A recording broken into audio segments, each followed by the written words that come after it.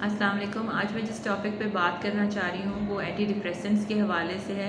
बहुत दफ़ा ऐसा होता है कि हम जब भी अपने क्लिनिक में ये डिसाइड करते हैं कि हम किसी मरीज़ को एंटी डिप्रेसेंट शुरू कराना चाहते हैं तो एक रिलक्टेंस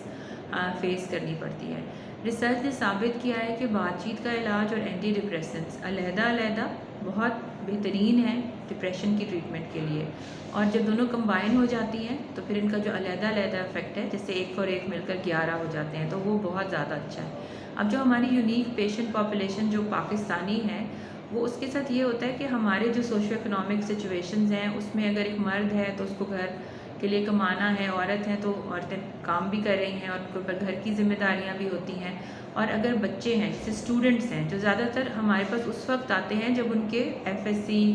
के का जो टाइम है बहुत स्ट्रेसफुल टाइम होता है, ओ लेवल्स ए लेवल्स के एग्ज़ाम होते हैं, तो या कुछ और अपने प्रोफेशनल एग्ज़ाम से पहले वो आते हैं, तो वो टाइम उनके लिए बहुत क्रूशल होता है।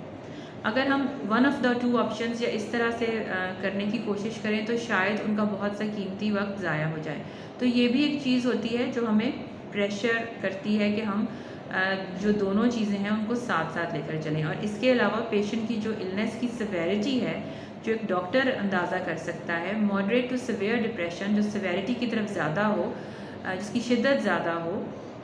तो उसमें ज़रूरी हो जाता है कि आप दवा से इलाज शुरू करें। तो एक छोटी सी बात जो मैं आज करना चाह रही हूँ ये कि एंटी डिप्रेसेंट जो ज़्यादातर हम शुरू करते हैं वो SSRIs होते हैं। SSRI का मतलब है selective serotonin reuptake inhibitor. Serotonin वो कीमियाई मादा है जो हमारे ब्रेन और हमारे गट यानी हमारे निज़ाम हज़म और हमारे दिमाग में पैदा होता है। इसका ज़्यादातर हिस्सा हमारे जो इंटेस्टाइन्स और मैदा यानी कि हमारा जो हज़म का निज़ाम है उसके की दीवारों में पैदा होता है। और ये इस वजह से जब भी आप परेशान होते हैं तो आपका खाना पीना भी डिस्टर्ब होता है और जहन भी डिस्टर्ब होता है, तो ये चीज़ इस तरह से रिलेटेड है। इसके अंदर पैदा होता है और फिर ये हमारे न्यूरॉन्स यानी ब्रेन के सेल्स के बीच में आता है, अपना काम करता है, हमें अपनी ज़िंदगी में हम जो भी चीज़ें अचीव कर रहे हैं उनसे जो हमें सेटिस्फेक्शन है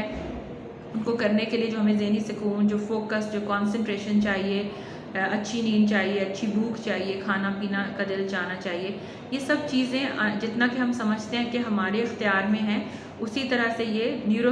केमिकल्स जो हैं, ये जो जिसका मैं ज़िक्र कर रही हूँ सेरोटोनिन और चंद और, उनके इख्तियार में भी बहुत है। मतलब उनका एक ख़ास लेवल होगा तो हम अपनी ज़िंदगी की ये तमाम चीज़ें जो हैं बेहतर तरीके से कर सकेंगे और इनसे जो सेटिस्फेक्शन हमें मिलनी चाहिए वो मिलेगी और अगली दफ़ा की मोटिवेशन मिलेगी। तो अब जो दवा का जिक्र मैं कर रही हूँ कि हम commonly as a psychiatrist use करते हैं, वो और कुछ भी नहीं करती, वो आपके अपने सेरोटोनिन को, आपकी जो ब्रेन सेल्स की क्लेफ्ट्स हैं उनमें उसकी अवेलेबिलिटी को बढ़ा देती है। तो उस दवा का सिर्फ ये उस तरह से काम है बेसिक।